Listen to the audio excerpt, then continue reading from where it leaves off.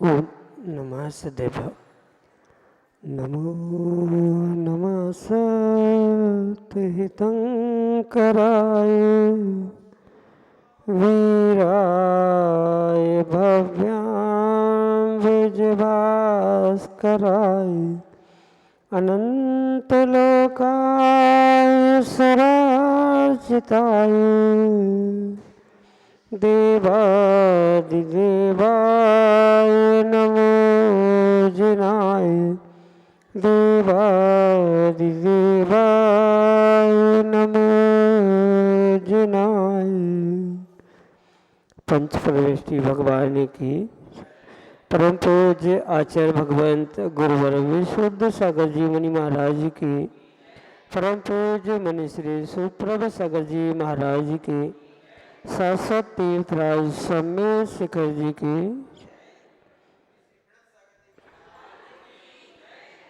समीचीन विकल्पों का सम्यक समाधान। सम्यक ज्ञान की एक ऐसी अलौकिक विधा जिसके माध्यम से हम अपने मन के विकल्प को गुरु चरणों तक पहुंचा करके और उसका आगमन के परिप्रेक्ष्य में सम्यक समाधान प्राप्त करके अपने मन के अज्ञान रूपी तिमिर को दूर कर सकते हैं। क्योंकि संसार में सबसे बड़ा दुख यदि कोई है तो वह अज्ञान है, और उस अज्ञान की निवृत्ति का परम पूज्य आचार्य भगवंत गुरुवर विशुद्ध सागर जी महाराज के मंगल सभाषित से परम पूज्य मनि श्री सुप्रभ सागर जी महाराज द्वारा सम्यक समाधान हमें प्रदान किया जा रहा है, जिसके माध्यम से हम अपने मन के विकल्प को गुरु चरणों तक पहुँचा करके उसका सम्यक समाधान प्राप्त कर सकते हैं। आप भी अपना समीचीन विकल्प भेज सकते हैं और मनि श्री से सम्यक समाधान प्राप्त करके अपने मन को निर्विकल्प बना सकते हैं। प्रारंभ करते हैं आज का सम्यक समाधान। और आज के पहले विकल्प के लिए श्रीमती सारिका जैन भोपाल मध्य प्रदेश से महाराज के चरणों में बारंबार नमोस्तु निवेदित करते हुए अपना समीचीन प्रश्न रख रहे हैं कि महाराज जी, एक इंद्रिय पृथ्वी कायक जीव के मन वचन नहीं है एवं काय स्थिर है, तब उनके कर्मों का आश्रय कैसे होता है? हमारे समीचीन विकल्प का सम्यक समाधान करने की अनुकंपा करें। नमोस्तु महाराज जी, नमोस्तु। ओम नमः सिद्धम। परम पूज्य आचार्य भगवान गुरुवर विशुद्ध सागर जी महाराज की परम पूज्य मनि श्री सुप्रभ सागर जी महाराज की काय वांग मनः कर्मयोग स आश्रव। इन सूत्रों के माध्यम से भगवान उमा स्वामी महाराज तत्वार्थ सूत्र ग्रंथ में निर्दिष्टित करते हैं कि मन, वचन और काय, इन तीन योगों के माध्यम से जीव आश्रव को प्राप्त होता है। और उस आश्रव को प्राप्त होते समय जो ये तीन योग कहे हैं उसे वास्तविकता में समझने की आवश्यकता है। मन, वचन और काय ये योग नहीं है, अपितु उसे उपलक्षण से, व्यवहार से योग कहा जाता है। इन तीनों साधनों से, मन से, वचन से और काय से जो आत्मा में परिस्पंदन हो रहा है वह आत्मा का परिस्पंदन ही योग है, जिसके माध्यम से कर्मों का आश्रय होता है। और रही बात एकेंद्रीय पृथ्वी का एक आदि जीवों के विषय में, तो उनके पास भले ही मन योग और वचन योग जो कि बहिरंग रूप से एक साधन के रूप में प्राप्त नहीं होता, पर जो काय योग रूपी आत्मा का परिस्पंदन होता है उसको आश्रव के लिए मुख्य साधन समझने की आवश्यकता है। तीनों में से तीनों योग कर्माश्रव के लिए आवश्यक नहीं है। किसी भी एक योग से जो आत्मा में हलन चलन हो रहा है, परिस्पंदन हो रहा है, उसके कारण से कर्मों का आश्रव स्वाभाविक रूप से होते में देखने में आता है। और यही विशेषता एकेंद्रीय पृथ्वी का एक आदि जीवों के साथ समझने की आवश्यकता है। जो उनका शरीर है, काय है, भले ही वह एक स्थान से दूसरे स्थान पर स्थानांतरित होते हुए नहीं दिखता, जैसे वनस्पति काय का भी एक स्थान पर जहाँ अंकुरार्पण हुआ है वहीं से वह वृक्ष के रूप में परिवर्तित होता है, पर एक स्थान से स्थानांतर नहीं होने पर भी उनकी शरीर की जो स्थिति थी, एक अंकुर के रूप में, पौधे के रूप में, वृक्ष के रूप में और विशाल पटवृक्ष के रूप में भी अगर वह बीज परिवर्तित हो रहा है तो वहाँ उनकी काय का हलन चलन स्वाभाविक रूप से देखने में आता है। जो पृथ्वी का एक भी जीव है उनमें भी उनके शरीर की अवगाहना पत्थर का आकार बढ़ते हुए देखने में आता है और उसके निमित्त से जो काय योग की परिणति देखने में आती है, उसके निमित्त से शरीर के निमित्त से आत्मा में होने वाला जो परिस्पंदन है, वह परिस्पंदन के निमित्त से ही पृथ्वी का एक जीव भी, एकेंद्रीय जीव भी कर्मों का आश्रय करता है। ये परम सत्य उस एक योग से ही समझना। अन्य दो का मतलब मनोयोग और वचन योग का अस्तित्व उनके पास नहीं होने पर भी काय योग के माध्यम से उनका कर्मों का आश्रय जारी रहता है और मात्र कर्मों के ही आश्रय से नहीं, अपितु एकेंद्रीय जीव के साथ जो 4 संज्ञाएं होती है, उन संज्ञाओं के निमित्त से भी उनका आश्रय प्रारंभ होता है। भय संज्ञा, मैथुन संज्ञा, परिग्रह संज्ञा, आहार संज्ञा, इन चारों संज्ञाओं के निमित्त से उन एकेंद्रीय जीवों का जो परिणमन चलता है वह भी आश्रय के लिए निमित्त बनता है। भले ही एकेंद्रीय जीवों के पास किसी प्रकार से मन नहीं है, पर इन संज्ञाओं के निमित्त से ही उनके जो परिणमन होते हुए देखने में आता है, उससे भी कर्मों का आश्रय स्वीकार किया जाता है। कर्म के आश्रय के लिए आत्मा के परिस्पंदन की मुख्यता है, ना कि किसी बहिरंग योग की। बहिरंग योग जो मन, वचन और काय रूप कहे जाते हैं, वह निमित्त है और उसके निमित्त से होने वाले आत्मा के परिस्पंदन से कर्मों का आश्रय होता है, जो कि पृथ्वी कायिक आदि एकेंद्रीय जीवों में उस काय योग के निमित्त से स्पष्ट समझ में आता है। यही आपके लिए सम्यक समाधान।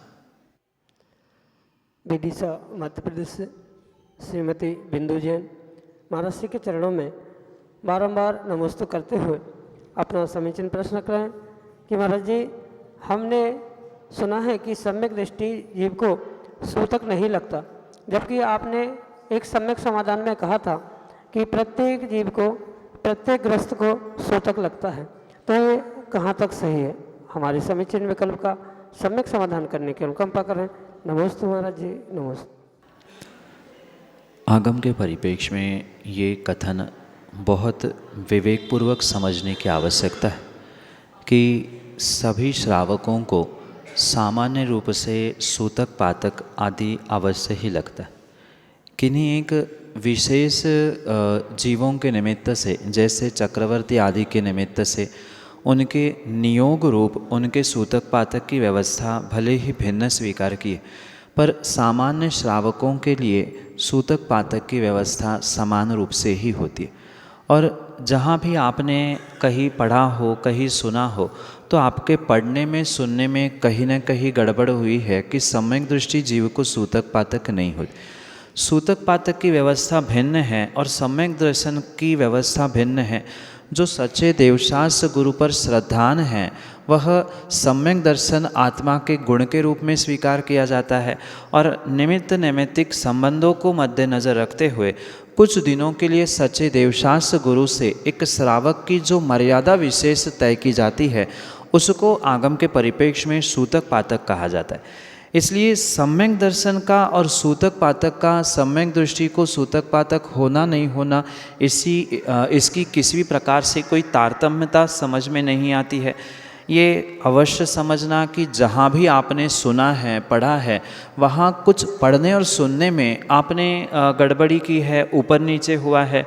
वहाँ उन चक्रवर्ती आदि के निमित्त से एक शायिक सम्यक दृष्टि, कुछ एक विशेष नियोग प्राप्त जीवों की व्याख्या हो सकती है, जिनके लिए सूतक पातक की व्यवस्था नहीं होती, पर सामान्य रूप से श्रावकों के लिए सूतक लगता है। वह सम्यक दृष्टि हो चाहे मिथ्या दृष्टि हो, सम्यक दृष्टि होगा तो वह सूतक पातक का परिपालन अवश्य ही करेगा, और जिसको श्रद्धा ही नहीं है वह सूतक पातक की मर्यादा का पालन ना करते हुए यद्वा तद्वा परिणति कर सकता है। इसलिए ये ध्यान रखें कि सम्यक दृष्टि को भी सूतक पातक की व्यवस्था आगम के परिप्रेक्ष्य में बिल्कुल लागू होती है। किसी प्रकार से उसमें कोई भी मतभेद कह दे या किसी प्रकार से उन सम्यक दृष्टियों को उससे छूट मिलने वाली नहीं है। जो श्रद्धावान होता है वह विवेक पूर्वक अपनी क्रियाओं को समझते हुए श्रावक अवस्था की विशेषता से अपनी सूतक पातक की व्यवस्था को समझता है। जहाँ भी आपने पढ़ा होगा, सुना होगा, उसे पुनः एक बार आगम के परिप्रेक्ष्य में टटोलकर समझने की आवश्यकता है। पर किसी प्रकार से कोई सम्यक दृष्टि को सूतक पातक की मर्यादा से दूर नहीं किया गया।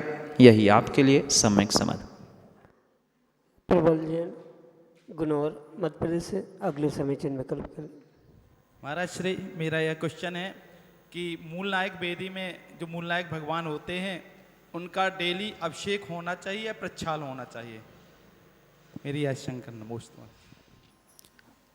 किसी घर में जैसे किसी बुजुर्ग व्यक्ति का स्थान होता है, ऐसे ही मंदिर में वेदी पे मूल नायक का एक विशेष स्थान हुआ करता। और जैसे घर परिवार में सम्मान से उन बुजुर्गों का एक विशेष आतिथ्य या विशेष मर्यादा का परिपालन किया जाता है, बिल्कुल उसी प्रकार से मंदिर वेदी आदि के मूल नायक की भी मर्यादा का ध्यान रखते हुए ही व्यक्तियों को, श्रावकों को अपनी भक्ति करने का या पूजन अभिषेक करने का पुरुषार्थ करने की आवश्यकता है। अगर हम आगम के परिप्रेक्ष्य में समझें तो आगम में किसी भी प्रकार से मंदिर के वेदी के मूल नायक का अभिषेक प्रतिदिन करने का कोई भी निषेध प्राप्त नहीं होता, पर फिर भी एक मर्यादा के रूप में उनका प्रक्षाल किया जाना या उनका मात्र गीले सूखे अंगूचे से मार्जिन कर लेना, यही वर्तमान के परिप्रेक्ष्य में उचित संभव दिखता है। पर माना कि किन्हीं मंदिरों में मात्र 3 प्रतिमा या 5 ही प्रतिमा हैं, सभी अचल ही प्रतिमाएं हैं, तो वहाँ किस प्रकार से अभिषेक किया जाएगा? वहाँ अभिषेक हो रहा है तो किसी प्रकार से दोष नहीं है। पुनः ये विशेष बात यहाँ ध्यान रखने योग्य है कि चाहे भगवान का अभिषेक मूल नायक का हो या अन्य चल प्रतिमाओं का हो, ये मात्र और मात्र भावों की विशुद्धि के लिए किया जाने वाला कार्य है। अगर समाज में प्रतिदिन अभिषेक करने में कोई भी किसी भी प्रकार से विसंगति उत्पन्न नहीं हो रही है तो प्रतिदिन अभिषेक करने में आगम के परिप्रेक्ष्य में दोष नहीं है। पर कई बार ऐसा होता है कि मूलनायक भगवान का अभिषेक करने में जो अन्य लघुकाय प्रतिमाएं होती है उनकी मर्यादा का उल्लंघन होता है। उन पे कभी धोती दुपट्टा, कभी और भी कुछ विपरीतताएं होते हुए देखने में आने की संभावना हो सकती है। तो ऐसे समय पर विवेक पूर्वक मूलनायक भगवान का प्रक्षाल आदि करें। अगर ऐसी व्यवस्था नहीं है, मतलब मर्यादा का परिपूर्ण रूप से पालन हो रहा है, तो किसी भी प्रकार से प्रतिदिन अभिषेक करने में कोई भी दोष नहीं है। ये विशेष बात ध्यान रखें कि समाज का सामंजस्य जिस बात पर व्यवस्थित रह रहा है ऐसा कार्य करें, क्योंकि भगवान का अभिषेक, शांतिधारा, पूजन आदि ये सब कुछ भावों की विशुद्धि के लिए ही मुख्यता से किया जाता है। और जिन क्रियाओं को लेकर सामंजस्य टूट रहा है, भावों की अशुद्धि हो रही है, ऐसा कार्य टालते हुए विवेक पूर्वक कार्य करें। आगम के परिप्रेक्ष्य में प्रतिदिन अभिषेक करने में या नहीं कर पा रहे हैं, महीने 2 महीने में, साल भर में एक बार करने में और प्रतिदिन मात्र प्रक्षाल आदि करने में भी कोई भी दोष नहीं है। यही आपके लिए सम्यक समझ। परम पूज्य आचार्य भगवान के प्रियाग से बाल ब्रह्मचारी पीयूष भैया गुनौर मध्य प्रदेश से अगले समीचीन विकल्प के।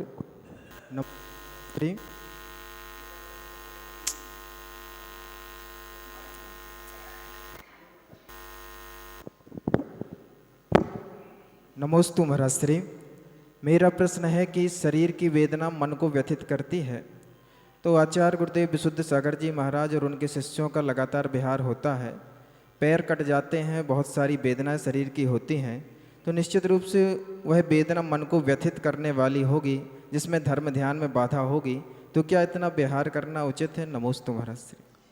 मार्ग 7 निर्जराथम परिषोड़व्या परिसा, इस प्रकार से सूत्र देते हुए भगवान उमास्वामी महाराज तत्वार सूत्र ग्रंथ में कहते हैं कि निर्ग्रंथ मुनिराज अपने मार्ग से च्युत ना हो और विशेष कर्मों की निर्जरा हो, इसलिए बुद्धिपूर्वक परिसहों को सहन करते।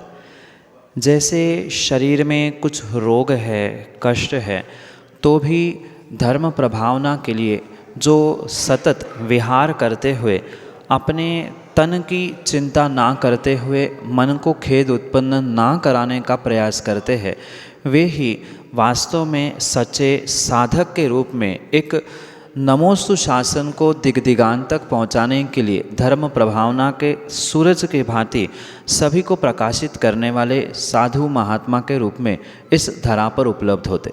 और ऐसे ही प्रभावना वीर के रूप में आचार्य भगवंत विशुद्ध सागर जी एक ऐसे महान व्यक्तित्व है जो हर समय हर पल अपने प्रत्येक पुरुषार्थ को मात्र और मात्र धर्म प्रभावना से ही जोड़ने का पुरुषार्थ करते हैं।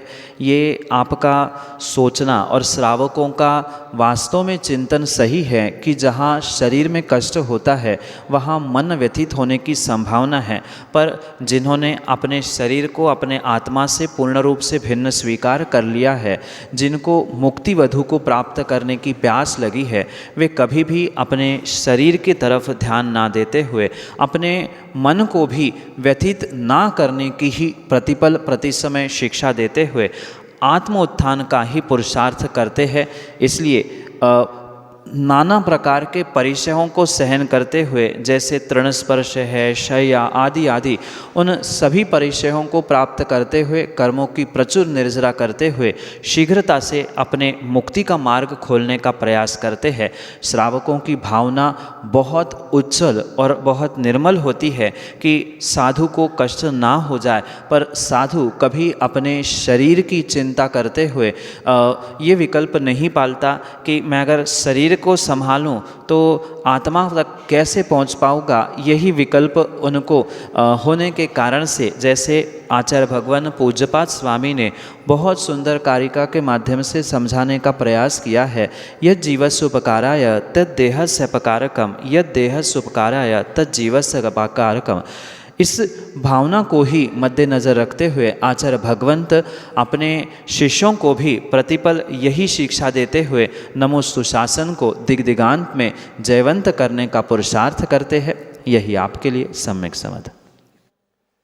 तान्या जैन, गुन्नौर, मध्य प्रदेश से अगले समीचीन विकल्प के लिए। आचार्य श्री को नमोस्तु, महाराज जी को नमोस्तु। मेरा प्रश्न ये है कि प्रपंच रहित गुरु की क्या परिभाषा है? लौकिक गुरु और पारलौकिक गुरु, इन दोनों में ज़मीन आसमान का अंतर। जो प्रपंच रहित गुरु की व्याख्या है वह उस पारलौकिक दिगंबर निर्ग्रंथ धरती के देवता रूप अरिहंत की प्रतिमूर्ति रूप मुनिराजों का ही स्वरूप स्वीकार करना होगा। और जहाँ अंतरंग बहिरंग परिग्रह का प्रपंच दूर किया जाता है, वो ही एकमात्र पारलौकिक गुरु दिगंबर मुनिराज के रूप में सर्वत्र प्रसिद्ध हो सकते, क्योंकि किसी भी प्रकार से अंतरंग बहिरंग परिग्रह में व्यक्ति उलझा है तो वह प्रपंच से रहित हो नहीं सकता।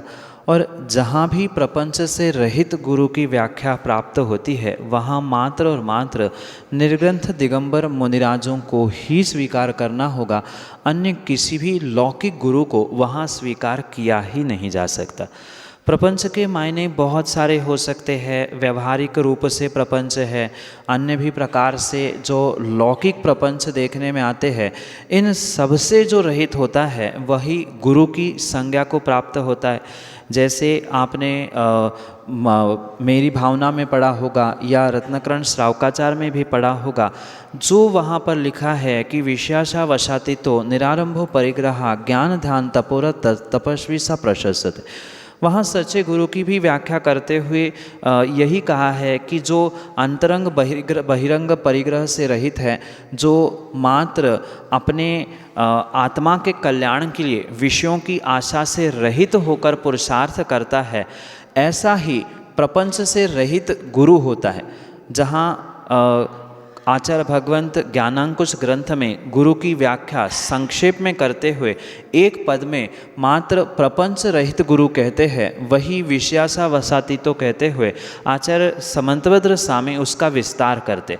किसी प्रकार के विषयों की आशा नहीं होना, कोई आडंबर नहीं होना, मात्र आत्मा के कल्याण में संलग्न होते हुए सामने वाले श्रावकों को, व्यक्तियों को भी उस मार्ग पर आरूढ़ करने का पुरुषार्थ करना, धर्म मार्ग के लिए प्रेरणा देना, इतना ही जो कार्य है वही एक प्रपंच रहित गुरु की वास्तविकता है। गुरु धर्म कार्य, धर्म क्रियाओं के लिए प्रेरणा तो देता है पर पेरता नहीं है। पेरने वाला प्रपंच के साथ होता है और प्रेरणा देने वाला प्रपंच से रहित होता है। यही संक्षेप में आपके लिए सम्यक समाधान। शशि दीदी, पन्ना, मध्य प्रदेश से अगले समीचीन विकल्प के लिए। मेरी एक जिज्ञासा है कि कई लोगों को तो ये अंतिम समय का पता चल जाता, पूर्वाभास हो जाता कि अब मेरी आयु कुछ समय की है, लेकिन कुछ लोग धोखे में ही चले जाते हैं, वो प्रॉपर अपने उद्देश्य को प्राप्त नहीं कर पाते हैं। तो ऐसा कैसे संभव है कि हमें ऐसा एहसास हो जाए कि हमारी आयु कुछ दिन की शेष है और वह अपने लक्ष्य को प्राप्त कर सके, यदि लंबे समय को नहीं प्राप्त कर पा रहा है, इसका सम्यक समाधान प्रदान करने की करें। इस संसार में कई सारे ऐसे जीव हैं जिनको अपने अंतिम समय की भावभासना होती है। उनको हमारी मृत्यु कब होनी है, कैसे होनी है, इतना तक बोध हो जाता है। इसके पीछे का मुख्य कारण एक ही है कि कसायों की मंदता। अगर किसी व्यक्ति का धोखे से मरण हो रहा है और उसका उद्देश्य, उसका लक्ष्य पूर्ण रूप से प्राप्त नहीं हो पा रहा है, तो ये अवश्य समझना कि कहीं न कहीं उसकी कसायों की तीव्रता के कारण से ही वह अचानक मृत्यु को प्राप्त हो चुका है। पर जिनकी कसायों की मंदता होती है या जिनके जीवन भर की कसायों पर साधना रूप, पुरुषार्थ रूप एक विशेष पकड़ होती है कि कितने ही निमित्त आने पर भी मैं अपने आप से च्युत ना हूँ, कसायों के मुख में ना प्रवेश करूँ, ये जिनकी साधना होती है वो ही अपने अंतिम समय को साधता है और उसके लिए ही अंतिम समय की भावभासना पहले से ही प्रतिभासित होते हुए समझ में आता है। और अगर कोई व्यक्ति ये चाहता है कि हमारी भी मृत्यु धोखे से ना हो जाए, हमारा जो लक्ष्य है समाधि मरण का, संलेखना का, तो वो पूर्ण करने के लिए प्रतिदिन समाधि संलेखना की भावना से ही नहीं अपितु अपने कसायों को भी क्रम से जीतने का पुरुषार्थ करना होगा। जितनी विशेषता कसायों को जीतने की, और भले ही पूर्ण रूप से जीत नहीं पाए, कम से कम कसायों की मंदता पर जितना विशेष पुरुषार्थ होगा उतनी ही सहजता से वह भावभासना होगी। और मात्र अंतिम समय की ही नहीं, कई बार तो आने वाले दिनों में मेरे साथ क्या होने वाला है, मैं किसके साथ कैसा व्यवहार करने वाला हूँ, ये भी कई बार उस कसायों की मंदता के कारण से प्रतिभासित होते हुए समझ में आता है। इसलिए सर्वश्रेष्ठ साधना अगर कुछ है तो एकमात्र अपनी कसायों पर पुरुषार्थ करना है, जो कि उस कसायों को मंद करने रूप है। और इस मंद कसाय का फल मात्र इस भव में ही नहीं अपितु अगले भव में भी जाति स्मरण के रूप में भी प्रकट होने की पूर्ण संभावना हो सकती है। इसलिए जितना अधिक हम अपने कसायों को मंद करने का प्रयास करें, उतना विशेष फल अंतिम मरण समाधि की भावना रूप और अगली पर्यायों में भी जाति स्मरण आदि रूप प्राप्त होने की पूर्ण संभावना है। यही आपके लिए सम्यक समाधान।